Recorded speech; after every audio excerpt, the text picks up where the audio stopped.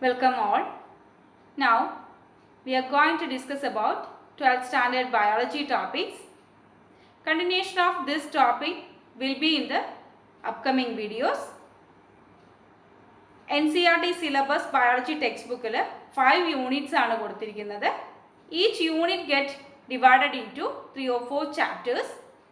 Now we are starting with the first chapter, reproduction. Reproduction എന്നുള്ള ഈ യൂണിറ്റിൽ 4 chapters ആണുള്ളത്. First one is reproduction in organisms. Second one is the sexual reproduction in flowering plants.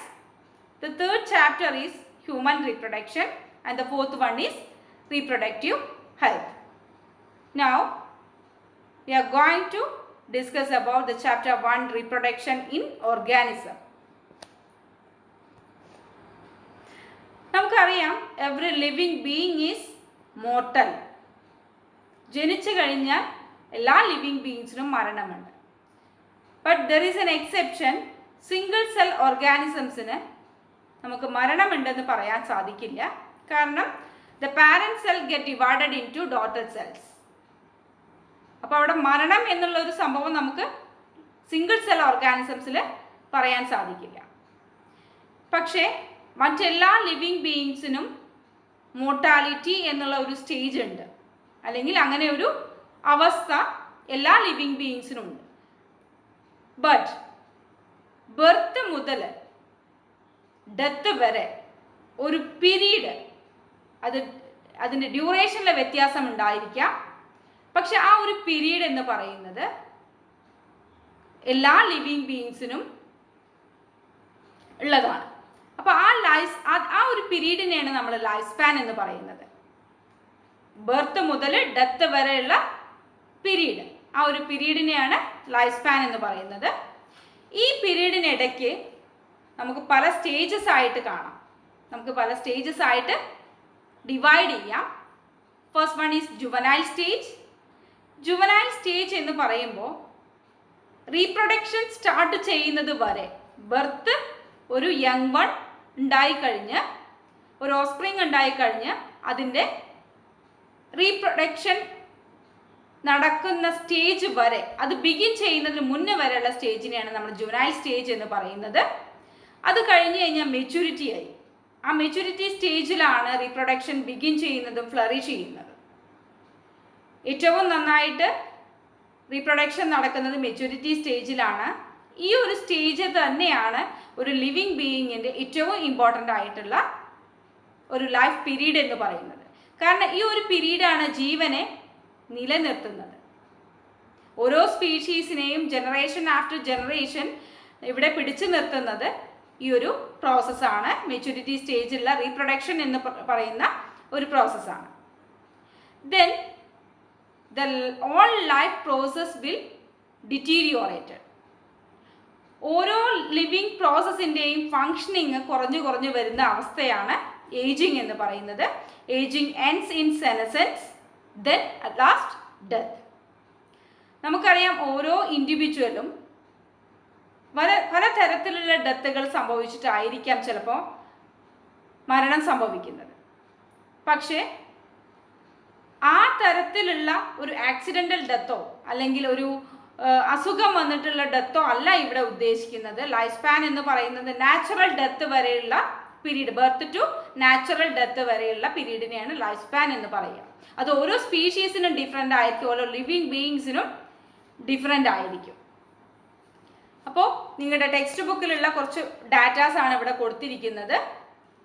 Elephant, dogs, rose തുടങ്ങിയ കുറച്ച് living beings അവരുടെ life സ്പാനായിട്ട് കാണിച്ചിരിക്കുകയാണ്. ഇവിടെ ഏറ്റവും interesting ആയിട്ട് എനിക്ക് തോന്നിയത് ഹൗസ് ഫ്ലൈയുടെ ഒരു ലൈഫ് സ്പാൻ എന്ന് പറയുന്നത് വിത്തിൻ 24 hours അവരവരുടെ ലൈഫ് സ്പാൻ കംപ്ലീറ്റ് ചെയ്യുകയാണ്. നിങ്ങൾ ചിന്തിച്ച് നോക്കുക, ഈ ഒരു 24 hours അവരുടെ എല്ലാ സ്റ്റേജും, ഇപ്പോൾ നമ്മൾ പറഞ്ഞു കഴിഞ്ഞു ലൈഫ് സ്പാനിൻ്റെ ഒരു സ്റ്റേജസ് നമ്മൾ പറഞ്ഞു കഴിഞ്ഞു. Juvenile stage, maturity stage and ageing. ഈ 3 സ്റ്റേജസും അവർ കംപ്ലീറ്റ് ചെയ്യേണ്ടതുണ്ട് വിത്തിൻ 24 hours. അപ്പോൾ ഓരോ സ്റ്റേജും എത്ര ഷോർട്ടർ ആണ് എന്നുള്ളത് നിങ്ങൾക്ക് ചിന്തിച്ചാൽ മനസ്സിലാവും.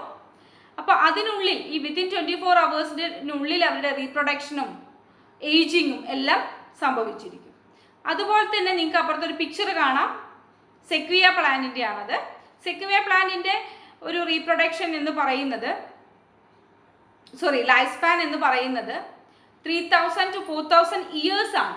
അത്രയും ലോങ്ങർ ആയിട്ടുള്ള ഒരു ലൈഫ് സ്പാൻ ആണുള്ളത്. അപ്പോൾ അവരുടെ ഓരോ സ്റ്റേജും, ഈ പറയുന്ന എല്ലാ സ്റ്റേജും, juvenile stage, maturity stage, ageing, എല്ലാ സ്റ്റേജും സെക്വേക്കും ഉണ്ട്. എല്ലാ ലിവിങ് ബീങ്സിനും ഈ തരത്തിലുള്ള എല്ലാ സ്റ്റേജസും ഉണ്ട്. അപ്പോൾ ആ ഓരോ സ്റ്റേജിൻ്റെയും ലെങ്ത് ഡിഫറെൻ്റ് ആണ്, ഡ്യൂറേഷൻ ഡിഫറെൻ്റ് ആണ്.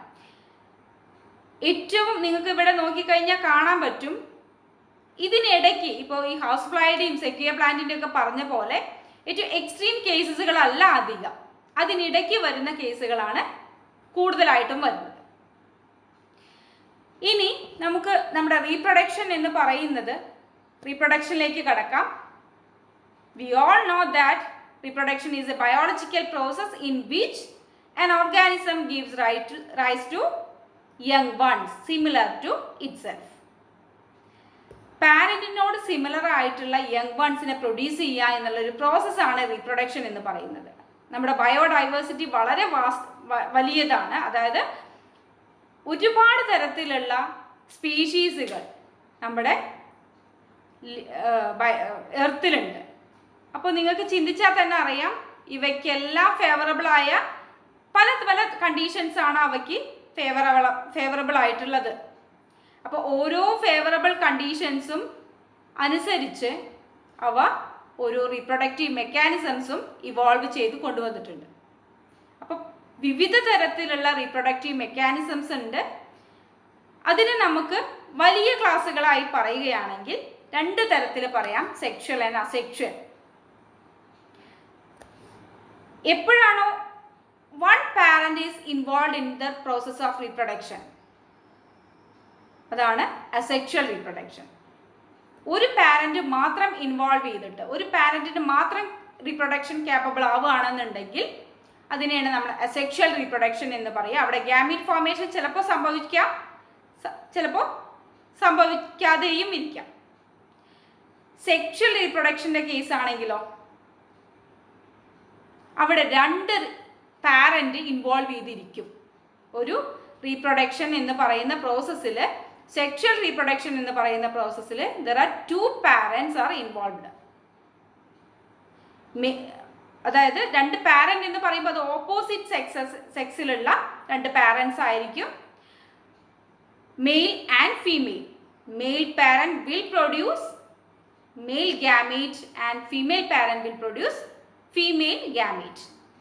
2 തരത്തിലുള്ള gametes, male and female gametes fuse ചെയ്തിട്ട് യങ് വൺസിനെ പ്രൊഡ്യൂസ് ചെയ്യും.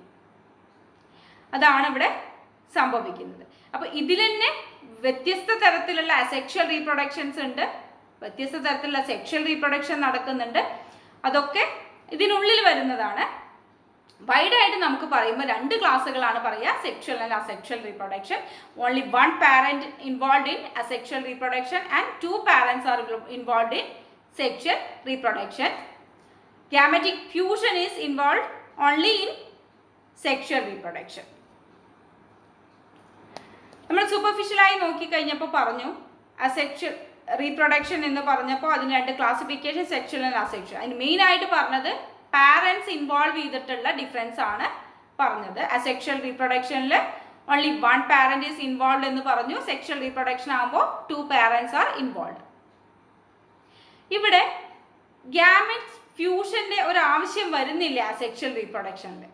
കാരണം ഓൺലി 1 പാരന്റ്, ഗ്യാമറ്റിക് ഫോർമേഷൻ തന്നെ ചിലപ്പോഴാണ് സംഭവിക്കാറുള്ളത്. അപ്പോൾ അവിടെ ഒരു ഫ്യൂഷന്റെ ആവശ്യം വരുന്നില്ല. പക്ഷേ സെക്ഷൽ റീപ്രൊഡക്ഷൻ എന്ന് പറയുമ്പോൾ 2 തരത്തിൽ 2 ഗ്യാമീറ്റ്സ് ആണ് അവിടെ പ്രൊഡ്യൂസ് ചെയ്യുന്നത്, from male parent and female parent, male gamete and female gamete. ഈ ഗ്യാമീറ്റ്സ് തമ്മിലുള്ള ഫ്യൂഷൻ എന്ന് പറയുന്നത് പ്രധാനപ്പെട്ട ഒരു കാര്യമാണ് സെക്ഷൽ റീപ്രൊഡക്ഷനിൽ. അതിൻ്റെ ആവശ്യകത എന്താണെന്ന് വെച്ച് കഴിഞ്ഞാൽ ജനറ്റിക് കോൺസ്റ്റിറ്റ്യൂഷൻ അതുപോലെ അല്ലെങ്കിൽ ക്രോമസോം നമ്പേഴ്സ് അതേപോലെ കീപ്പ് ചെയ്യുക എന്നുള്ളത് വളരെ ഇമ്പോർട്ടൻ്റ് ആയിട്ടുള്ള ഒരു കാര്യമാണ്. പാരന്റിൻ്റെ അതുപോലെ തന്നെ കീപ്പ് ചെയ്യുക എന്നുള്ളത് വളരെ ഇമ്പോർട്ടൻ്റ് ആയിട്ടുള്ള ഒരു കാര്യമാണ്. അപ്പോൾ അത് അതിന് വേണ്ടിയിട്ട് ഇപ്പോൾ നമ്മൾ അസെക്ഷൽ റീപ്രൊഡക്ഷനിൽ ഗ്യാമീറ്റ്സിനെ പ്രൊഡ്യൂസ് ചെയ്യുകയാണെങ്കിൽ തന്നെ അത് മൈറ്റോട്ടിക് ഡിവിഷൻ വെച്ചിട്ടായിരിക്കും. നിങ്ങൾക്കറിയാം മൈറ്റോട്ടിക് ഡിവിഷൻ എന്ന് പറയുമ്പോൾ എന്താണ് അതിൻ്റെ മാറ്റം എന്നുള്ളത്. മൈറ്റോട്ടിക് ഡിവിഷനിൽ ഡോട്ടഡ് സെൽസിൽ പാരൻറ്റിൻ്റെ അതേ ക്രോമസോം നമ്പേഴ്സ് ആയിരിക്കും, ഈക്വൽ ആയിരിക്കും ക്രോമസോം നമ്പർ. അപ്പോൾ അവിടെ പിന്നെ ഫ്യൂഷൻ ഒന്നും ഇല്ലാത്തതുകൊണ്ട് സെയിം നമ്പർ തന്നെ ആയിരിക്കും ഓസ്പ്രിങ്സിലുള്ള ക്രോമസോം നമ്പർ. പക്ഷേ സെക്ഷൽ റീപ്രൊഡക്ഷൻ എന്ന് പറയുമ്പോൾ അവിടെ 2 ഗ്യാമീറ്റ്സ് ആണ് വരുന്നത്. അത് തമ്മിൽ ഫ്യൂസ് ചെയ്താൽ കഴിഞ്ഞാൽ കിട്ടുന്നതായിരിക്കണം പാരൻറ്റിനോട് സിമിലർ. അപ്പോൾ പാരൻറ്റിൻ്റെ ക്രോമസോം നമ്പർ എന്താണോ ആ ക്രോമസോം നമ്പർ ഡോട്ടർ സെൽസിലും കാണിക്കണം എന്നുണ്ടെങ്കിൽ 2 ഗ്യാമീറ്റ്സ് ഫ്യൂസ് ചെയ്യുമ്പോൾ ആ ക്രോമസോം നമ്പർ പാരൻറ്റിനോട് തുല്യമായിരിക്കണം. അപ്പോൾ ഓരോ ഗ്യാമീറ്റിലും നേർപകുതിയായിരിക്കണം പാരൻറ്റിൻ്റെ സെല്ലിലുള്ള ക്രോമസോമിൻ്റെ നേർപകുതിയായിരിക്കണം ഫീമെയിൽ ഗ്യാമീറ്റിൻ്റെ ക്രോമസോം നമ്പറും മെയിൽ ഗ്യാമീറ്റിൻ്റെ ക്രോമസോം നമ്പറും. ഇതിനുള്ള സെൽ ഡിവിഷൻ എന്ന് പറയുന്നത് നിങ്ങൾക്ക് ഓൾറെഡി നിങ്ങൾ പഠിച്ചു കഴിഞ്ഞതാണ്. മിയോസിസ് ആണ്. മിയോസിസിൽ റിഡക്ഷൻ ഇൻ ക്രോമസോം നമ്പറാണ്. പാരൻറ്റിൻ്റെ ക്രോമസോം നമ്പറിന് പകുതിയായിരിക്കും ഓരോ സെല്ലിലും മിയോട്ടിക് ഡിവിഷൻ നടന്നു കഴിയുമ്പോൾ. അതിനുശേഷം സൈഗോട്ട് ഫോം ചെയ്ത് കഴിഞ്ഞു കഴിഞ്ഞാൽ പിന്നെ ചെയ്യുന്നത് മൈറ്റോട്ടിക് ഡിവിഷനാണ് സംഭവിക്കുക. ഓസ്പ്രിങ് വളരാൻ വേണ്ടിയിട്ട് മൈറ്റോട്ടിക് ഡിവിഷനായിരിക്കും സംഭവിക്കുക. അസെക്ഷൽ റീപ്രൊഡക്ഷൻ എന്ന് പറയുന്നത് ഒരു പാരന്റിൽ വെച്ചിട്ടുള്ളതായതുകൊണ്ട് തന്നെ പാരന്റിനോട് ഐഡന്റിക്കൽ ആയിരിക്കും morphologically and genetically. Genetically identical ആയതുകൊണ്ട് തന്നെ അതിൻ്റെ പേര് നമ്മൾ പറയുന്നത് ക്ലോൺ എന്നാണ്. പക്ഷേ സെക്ഷൽ റീപ്രൊഡക്ഷനിൽ കുറച്ച് വ്യത്യാസങ്ങൾ കാണാം. കാരണം ദർ ഈസ് റീകോമ്പിനേഷൻ എന്നൊരു പ്രോസസ്സ് നടക്കുന്നത് കൊണ്ട് തന്നെ ചില വേരിയേഷൻസ് പാരന്റിൽ നിന്നും ചില വേരിയേഷൻസ് നമുക്കവിടെ കാണാൻ സാധിക്കും. നിങ്ങൾ പഠിച്ചിട്ടുണ്ട്, കഴിഞ്ഞ ചാപ്റ്റേഴ്സിൽ പഠിച്ചിട്ടുണ്ട്. ഇൻഹെറിറ്റൻസ് ആൻഡ് വേരിയേഷൻസ് എന്നൊക്കെ പറഞ്ഞിട്ടുള്ള ടോപ്പിക്സ് നിങ്ങൾ പഠിച്ചതാണ്. അതിൽ നിങ്ങൾക്ക് മനസ്സിലാക്കാൻ സാധിക്കും റീകോമ്പിനേഷൻ എന്താണ്, വേരിയേഷൻസ് എന്താണ്, എങ്ങനെയാണ് അത് ഇൻഹെറിറ്റ് ചെയ്യുന്നത് എന്നുള്ളതെല്ലാം നിങ്ങൾ മുൻപ് പഠിച്ചതാണ്. ഓക്കെ, നെക്സ്റ്റ് വീഡിയോയിൽ നമുക്കിതിൻ്റെ ബാക്കി ഭാഗങ്ങൾ കാണാം. Okay, thank you.